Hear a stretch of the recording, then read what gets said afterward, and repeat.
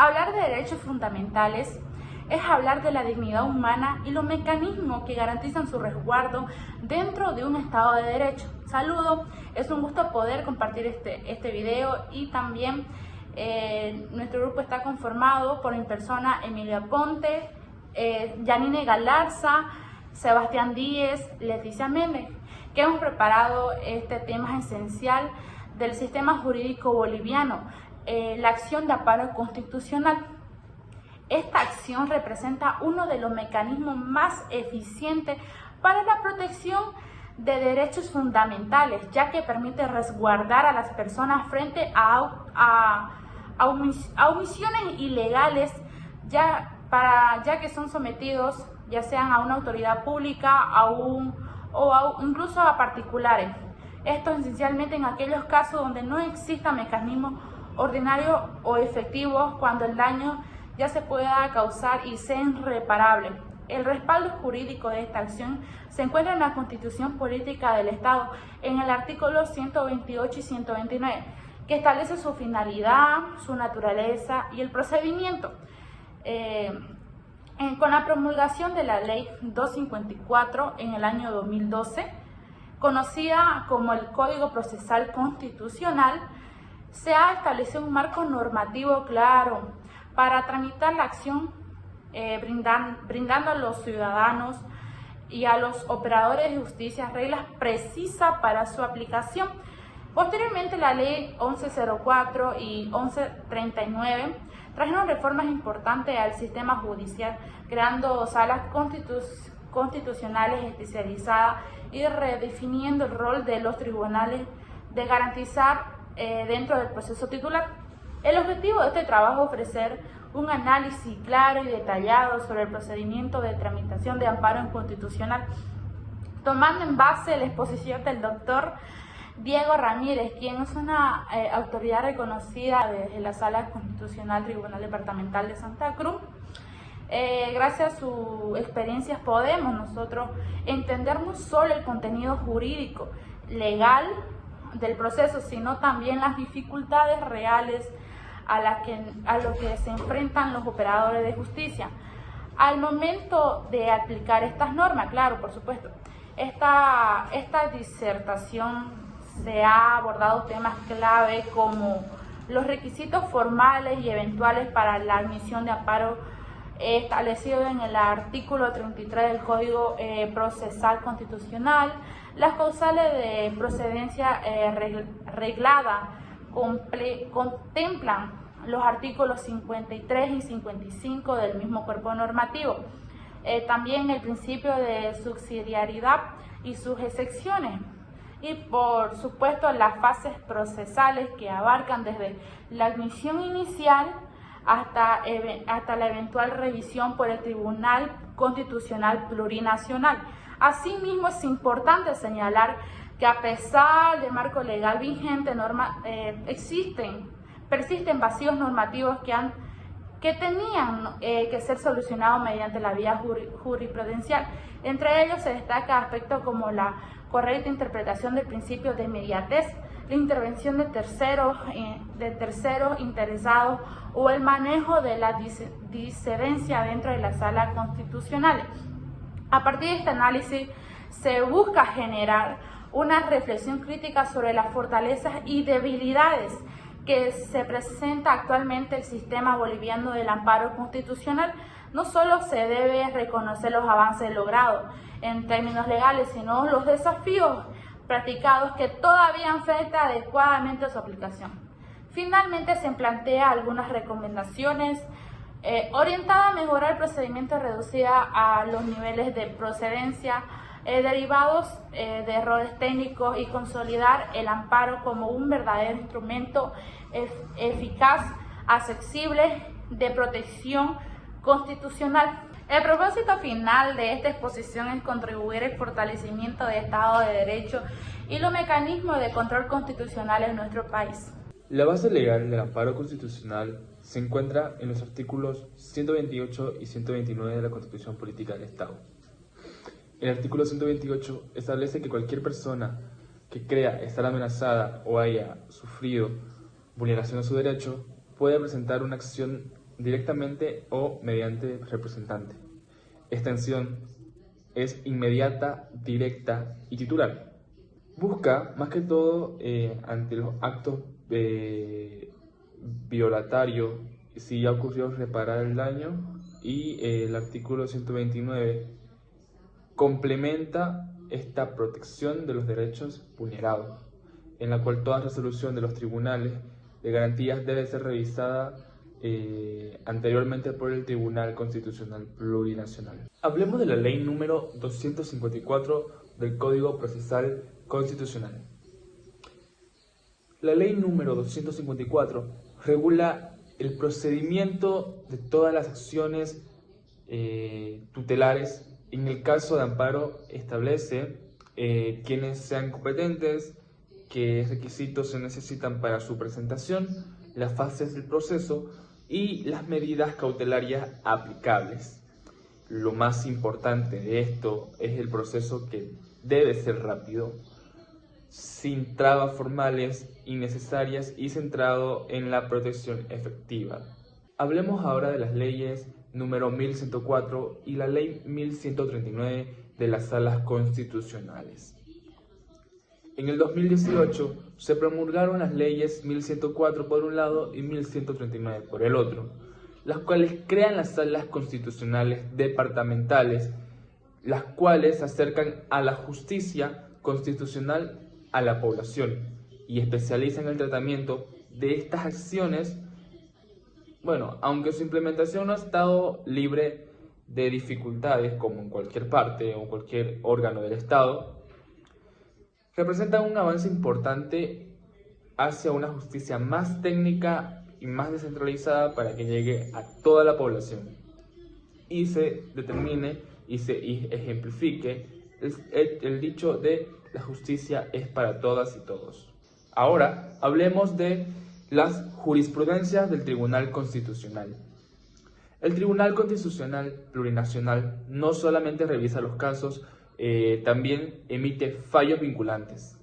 Algunas sentencias destacadas son la sentencia constitucional plurinacional 913 quebrado 2016-S2, la cual flexibiliza impugnaciones incluso en fases iniciales. También está el amparo constitucional plurinacional 14 quebrado 2022, el cual permite impugnaciones incluso en fases iniciales. Y también existe la sentencia constitucional plurinacional 1337 quebrado 2023-R, la cual reconoce el acceso directo al amparo en casos excepcionales. Estas decisiones llevan vacíos legales y aseguran que el amparo se adapte a la realidad del boliviano o la boliviana. Ahora, por otro lado, hablemos de la procedencia del amparo constitucional. Para ello, nos adentraremos a las siguientes cuestionantes. ¿Cuándo procede el amparo constitucional? Esto se procede cuando una persona sufre o teme sufrir una vulneración de sus derechos fundamentales o derechos constitucionales. Esto puede ser por actos ilegales de autoridades públicas, amenazas inminentes, omisiones injustificadas o incluso acciones de particulares con poder de hecho. Sin embargo, es importante recordar que el amparo es una vía excepcional. No debe ser sustituir a los recursos judiciales ordinarios, salvo cuando estos se enfaticen o no existan. Ahora, para culminar, quisiera decir lo siguiente. La acción de amparo constitucional es una herramienta vital para garantizar el respeto de nuestros derechos. Conocerlos y utilizarla correctamente no solamente van a fortalecer a nuestra ciudadanía, sino que también va a reforzar el Estado de Derecho que tenemos en Bolivia desde que nacemos. Bueno, por ello quiero culminar con la siguiente frase. Porque en democracia ningún derecho debe quedar sin protección. Recuerda, conocer tus derechos y los procedimientos que tienes para obtener un amparo constitucional es tu deber. Hoy te voy a explicar de forma clara y sencilla las fases procesales de la acción de amparo constitucional en Bolivia. Este procedimiento existe para proteger nuestros derechos fundamentales cuando han sido vulnerados por alguna autoridad o alguna institución pública. Dicho procedimiento está regulado por la Ley 254 del Código Procesal Constitucional y algunas sentencias del TCP, Tribunal Constitucional Plurinacional. Fase 1, fase de admisibilidad. Esta fase es la fase primordial y la principal, ya que aquí el tribunal revisa si la acción que se ha presentado cumple con los requisitos mínimos para poder ser aceptada. Es como un filtro inicial, ya que se analizan diferentes puntos, entre ellos está quién presenta la acción, tiene legitimación, qué derecho fue vulnerado, se usaron otros mecanismos legales, se cumplió con el plazo de 6 meses desde que ha ocurrido el hecho. Fase 2, fase de audiencia pública. Si la acción presentada fue admitida, en un máximo de 48 horas se convoca a una audiencia. En esta audiencia, 1, se lee la acción, 2, la autoridad demandada da su versión, 3, pueden participar terceras personas, 4, ambas partes dan su versión sin interrupciones ni recesos. Ahora, ¿qué pasa si los jueces no se ponen de acuerdo? Se llama a un vocal para que el mismo pueda dar su veredicto final en base a la jurisprudencia del Tribunal Constitucional Plurinacional.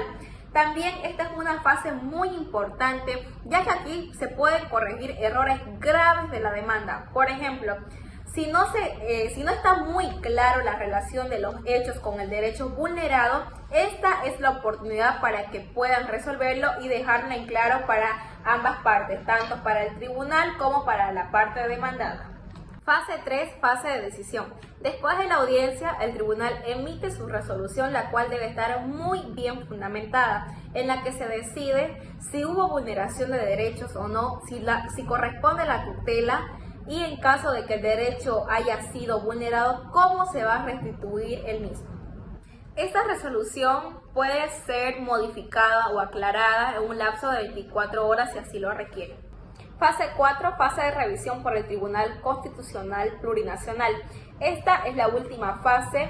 Una vez emitida la resolución, debe enviarse en un lapso de 24 horas ante el Tribunal Constitucional Plurinacional la resolución emitida para que el mismo la revise. No importa si ganaste o perdiste, siempre se revisa como lo estipula el artículo 129 de la Constitución Política del Estado Plurinacional de Bolivia, en su artículo 129, párrafo 4, la cual estipula lo siguiente: la decisión que se pronuncie se elevará de oficio en revisión ante el TCP en un plazo de 24 horas siguientes a la emisión del fallo.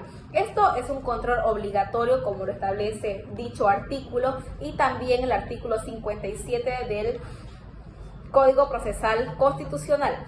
Aquí el tribunal confirma la decisión, revoca total o parcialmente, ordena una nueva audiencia o modifica el alcance de la tutela. Estos son unos pasos muy importantes para que pueda llevarse a cabo. En la anterior parte del video explicamos las fases procesales de la acción de amparo constitucional. En esta ocasión vamos a poder explicarles los requisitos que toda acción de amparo constitucional debe tener para poder ser admitida. Según el artículo 33 del Código Procesal Constitucional, estas se dividen en esenciales y en eventuales, las cuales vamos a ir profundizando a continuación del video. Requisitos eventuales. Los requisitos eventuales son aquellos que no se exigen, pero pueden ser muy útiles dependiendo del caso. Entre ellos está las medidas cautelares. Si existe un peligro inminente, se puede pedir suspender hasta que se resuelva. Luego está la participación de terceras personas. Es correcto realizar la participación de terceras personas. Luego está la documentación adicional. Puede presentarse como certificados médicos, informes sociales, entre otros documentos que puedan coadyuvar al proceso. Y luego está la vulnerabilidad. Si el demandante pertenece a un grupo vulnerable, el tribunal debe ser o puede ser más flexible a la hora de analizar sus requisitos. Y es así como presentamos los requisitos esenciales y eventuales. Estos son muy importantes a la hora de presentar una acción de amparo constitucional, porque aunque el demandante tenga razón y no cumple estos requisitos, pueden ser rechazadas directamente.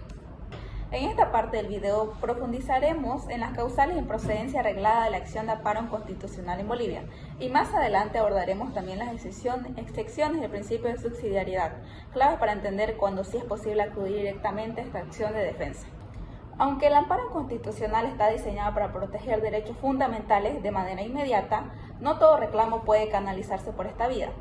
La Ley 254 y la jurisdicción del Tribunal Constitucional Plurinacional establecen reglas claras para evitar el uso indebido o prematuro de esta garantía.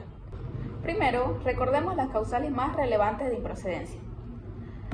La primera es la existencia de otros medios ordinarios eficaces. Si existen recursos legales disponibles como una apelación, revisión o demanda ante otra jurisdicción, el amparo no procede. Esto responde al principio de subsidiariedad. El amparo no es una vía paralela, sino una medida extraordinaria. La segunda son los actos no consentidos expresa o tácitamente. Si la persona afectada no reaccionó a tiempo o dejó pasar los medios legales, se presume que aceptó el acto lesivo. La inacción tiene consecuencias jurídicas. La tercera es la presunción procesal o desinterés del accionante. Si se dejó vencer el plazo para reclamar, ya no hay derecho que titular. El principio de inmediatez exige actuar rápidamente. La cuarta, la cesación de efectos de acto lesivo.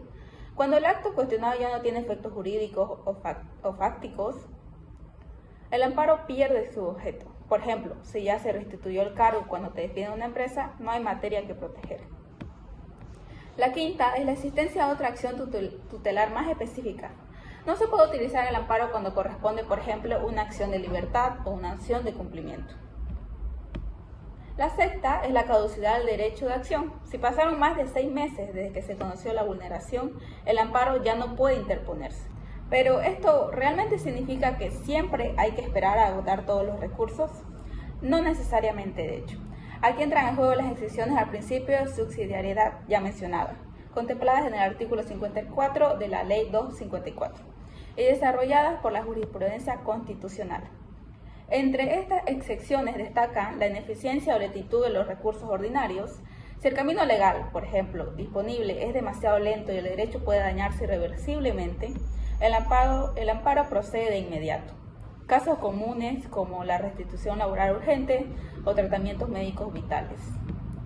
Segundo, daño irreparable o irremediable. Cuando los efectos del acto son permanentes o ponen en riesgo derechos como la vida, la salud o la dignidad, no se puede esperar.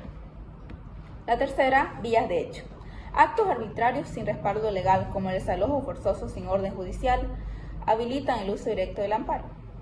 Condición de vulnerabilidad, que es aquí donde entran los grupos vulnerables como los niños, niñas, adolescentes, personas con discapacidad, adultos mayores o comunidades y pueblos indígenas.